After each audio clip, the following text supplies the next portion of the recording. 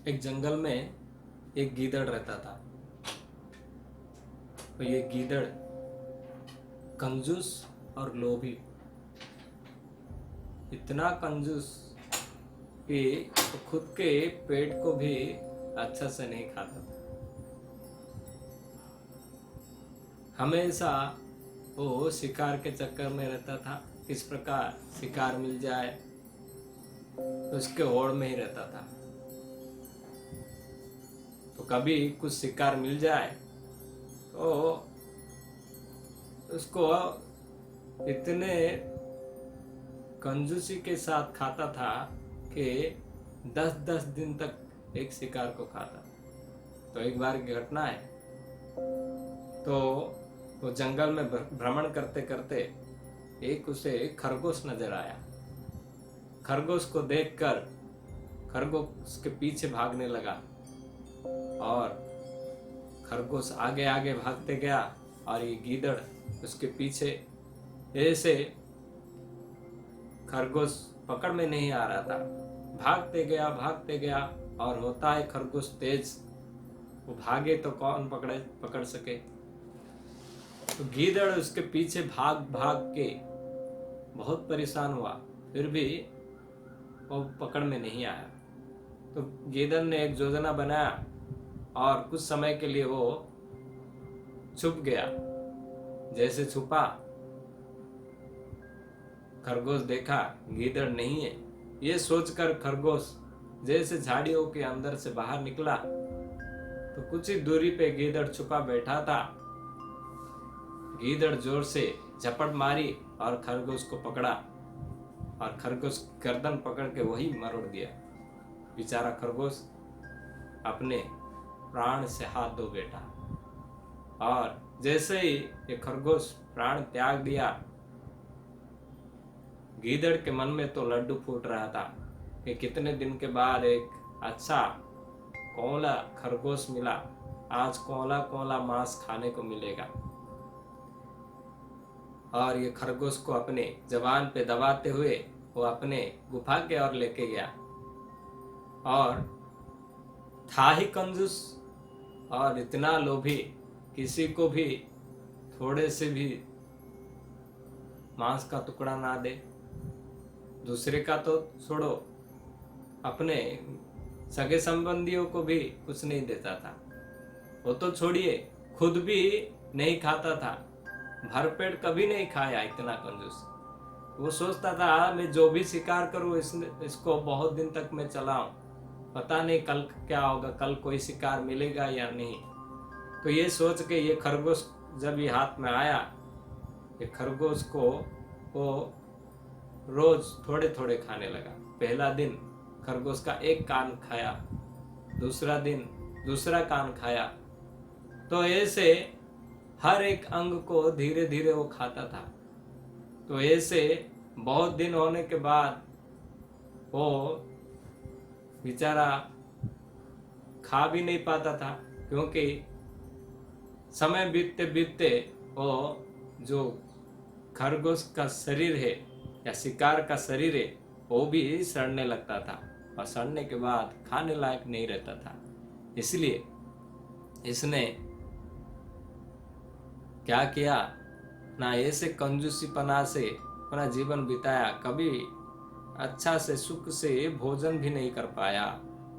इसके कारण वो हमेशा रूखा सूखा रहता था।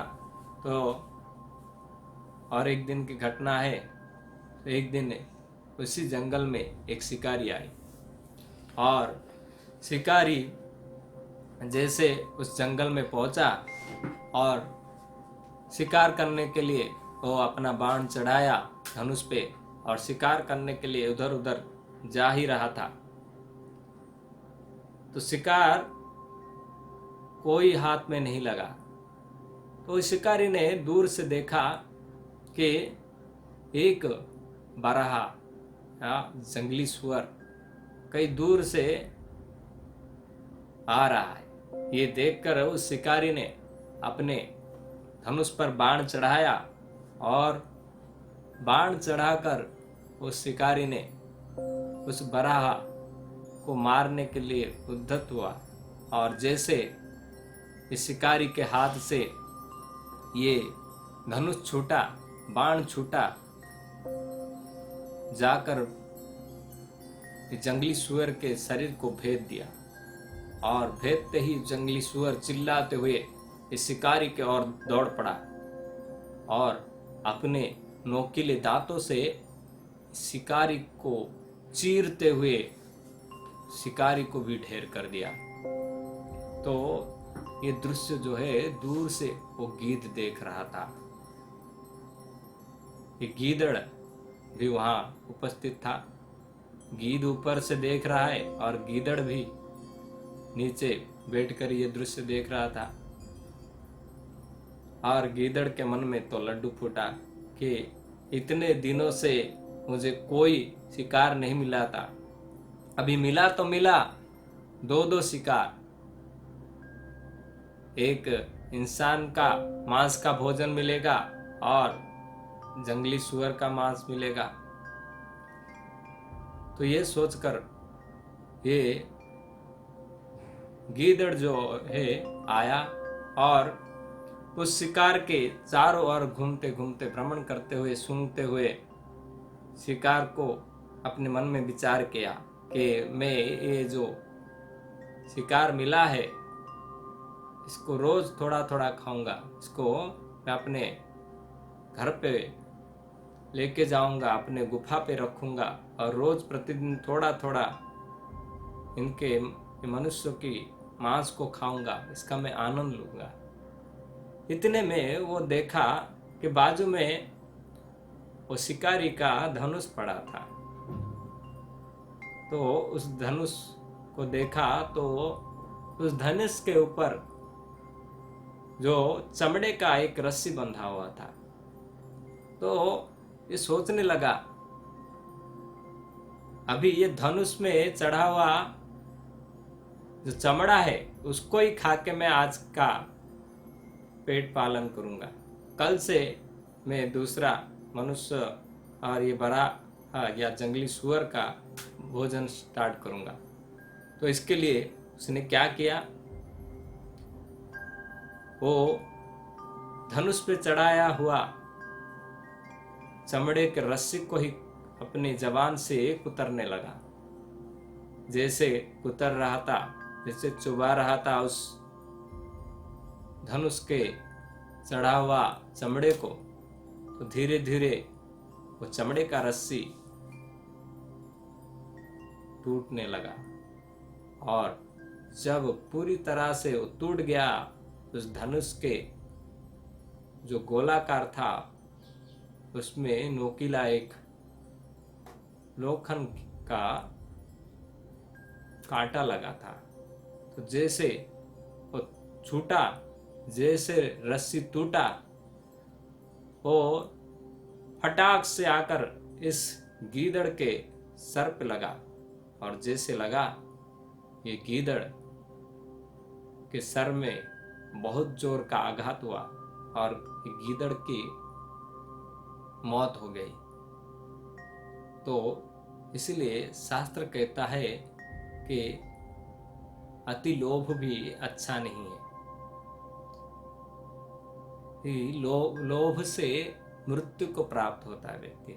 ज्यादा लोभ करना या ज्यादा कंजूसी करके धन रखना, ये भी शास्त्र सम्मत नहीं है। तो कंजूसी व्यक्ति का गति दुर्गति होता है, ना वो इस जन्म में सुख प्राप्त कर सकता है ना अगले जन्म में। इसलिए शास्त्र कहता है कि रक्षन्ते कृपणा प्राणो द्रव्य प्राण विवात्मनः तद्देव संत सततम मुसुज्यन्ति जथा मलम। ये कहते हैं कि जो कृपण व्यक्ति होता है, लोभी और कंजूस व्यक्ति होता है, वो अपने द्रव्य को, अपने सामग्रियों को अपने प्राण के समान वो सजाकर उसको सहला कर रखते हैं, लेकिन ये क्या होता है कि ये अंतिम में इनके काम में भी नहीं आता है। ये रख के चले जाते हैं और दूसरे इसका भोग करते हैं। लेकिन जो साधु पुरुष होते हैं, परंतु संत पुरुष उसी द्रव्य को मल की तरह त्याग देते हैं। जो बुद्धिमान व्यक्ति है वो जानता है कि भौतिक संसार में सब निरर्थक है, ये सब टेम्पररी है, कोई परमानेंट नहीं है। इसलिए जो बुद्धिमान पुरुष है वो ऐसे तुच्छ लोभ से ललचता नहीं है। वो अपना लोभ जो है परमार्थ के ओर मोड़ता है। इसलिए शास्त्र कहता है कि